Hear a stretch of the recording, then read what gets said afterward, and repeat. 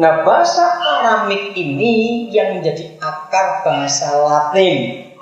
Dan bahasa Latin ini yang dipakai oleh hampir 96% penduduk di dunia menggunakan bahasa Latin.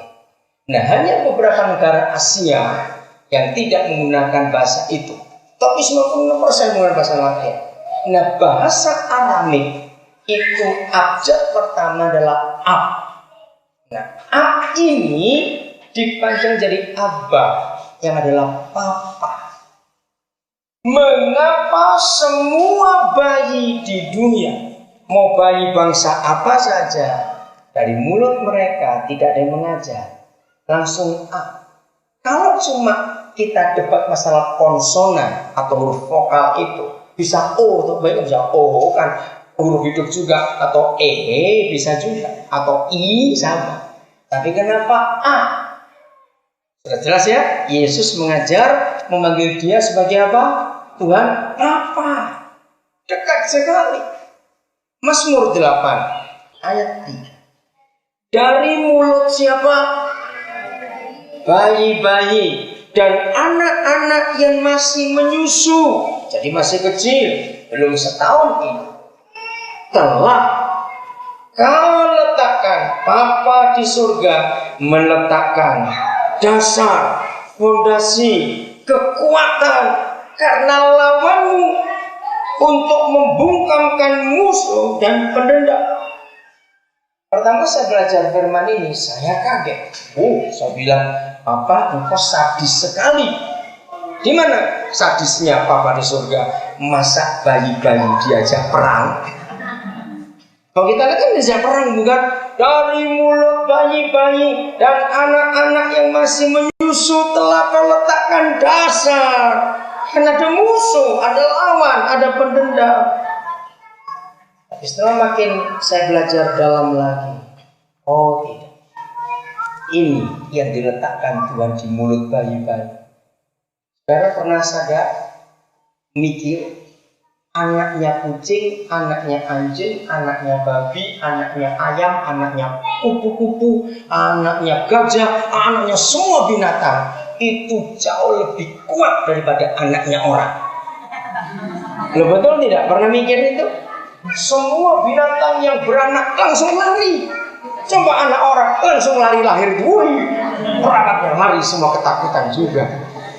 Nah, ternyata anak orang itu yang paling lemah dan tidak berdaya. Betul?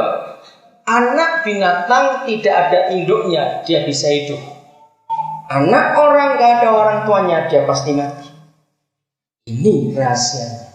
Jadi semua bayi di dunia, sejak masih bayi, Papa di surga sudah ngajar mereka.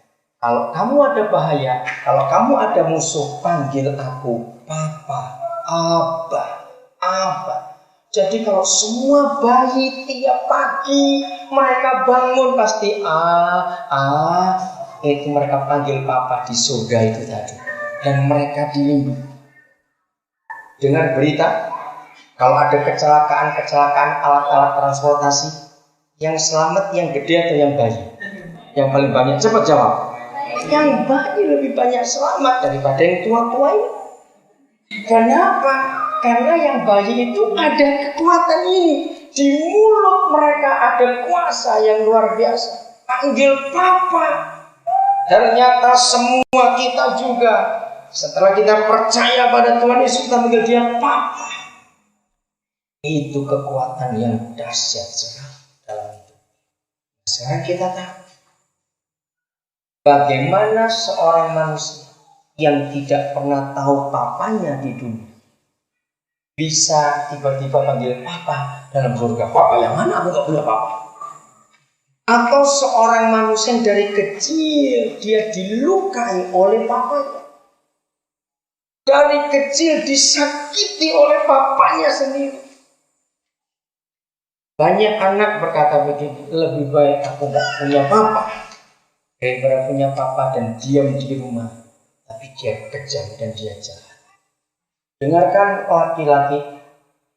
Tadi Stefano itu mulai orang-orang datang. Dia berkata kepada saya, hatinya menjerit. Kenapa di Ngabang sama, di Singkawang sama, di Sambas sama. Lebih banyak anak perempuan yang cari Tuhan daripada anak laki-laki. Dia tanya kepada saya, kemana mereka? Dengar gembala-gembala, saya berkata kepada anak saya tadi, inilah usaha setan untuk merusak generasi berikut. Karena kalau pemuda-pemuda, anak-anak laki, khususnya yang Tiongkok, malas mencari Tuhan, mereka harus menikah. Tidak mungkin mereka tidak menikah. Dan mereka menikah dan tidak pernah belajar jadi papa yang baik. Dan kalau mereka menikah, mereka pasti punya anak. Anak-anaknya akan jadi apa? Ketika mereka masih kecil, mereka dilukai oleh papanya. Dan biasanya kalau mereka jadi papa, akan berbuat yang sama untuk melukai anaknya lagi. Lihat papa-papa yang kejam sekarang ini. Karena dulu papanya memperlakukan itu kepada dia. Dan ketika dia jadi papa, dia buat yang sama lagi untuk anak-anak. Kira-kira ya atau tidak? Maka itu gembala-gembala tolong. Orang Dayak, orang Tionghoa, saya menemukan orang yang sangat suka sembahyang. Maka itu apa saja mereka sembah. Mereka perlu sesuatu. Gembala-gembala punya kesempatan mengajarkan ini. Kita lihat Mazmur 103 ayat 13. Seperti siapa? Papa. Bagaimana? Sayang kepada anak-anaknya. Demikian Tuhan sayang kepada orang-orang yang takut akan Dia. Saudara, ayat ini jelas. Seperti Papa sayang kepada anak-anak, maka begitulah Tuhan sayang kepada orang-orang yang ada di dunia. Jadi kalau papa-papa di dunia tidak sayang anak-anaknya, maka anak-anak itu tidak akan bisa mengenal Tuhan sebagai papa. Gembala-gembala, saya mau titipkan kebenaran ini untuk sungguh-sungguh dilanjutkan kepada jemaat supaya mereka dipulihkan. Seorang ayah, seorang papa yang tidak pernah sayang anak-anaknya, dengar, dia pasti tidak sayang istrinya. Nah, kalau di rumah ada seorang laki-laki yang namanya papa, nggak sayang anak-anaknya, dan dia juga tidak sayang mama dari anak-anak ini.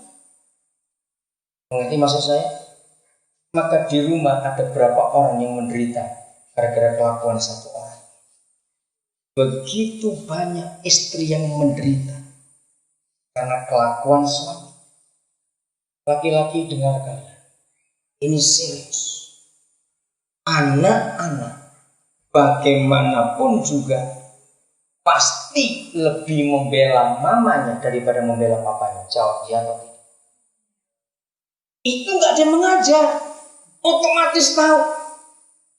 Maka itu ketika anak-anak melihat kelakuan papanya begitu kejam kepada kami anak-anaknya, nggak lama kemudian dia menyakiti hati mama, maka dendamnya anak-anak jadi double. Betul? Catat ini baik-baik.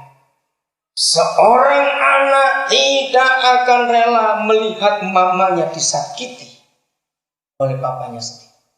Ketika masih kecil, anak ini belum bisa membalas, tapi dia melihat perlakuan itu. Dan begitu dia disakiti juga oleh orang yang sama yang menyakiti mamanya.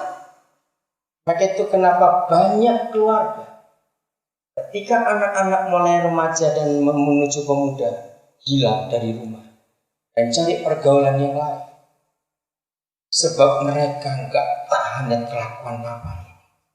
Dan apabila gereja tidak melihat ini, gerejanya sibuk membuat kebaktian saja, maka dari waktu ke waktu akan terus lahir generasi yang sakit hati. Anak-anak yang tidak punya contoh, Bagaimana hidup papa mama yang benar.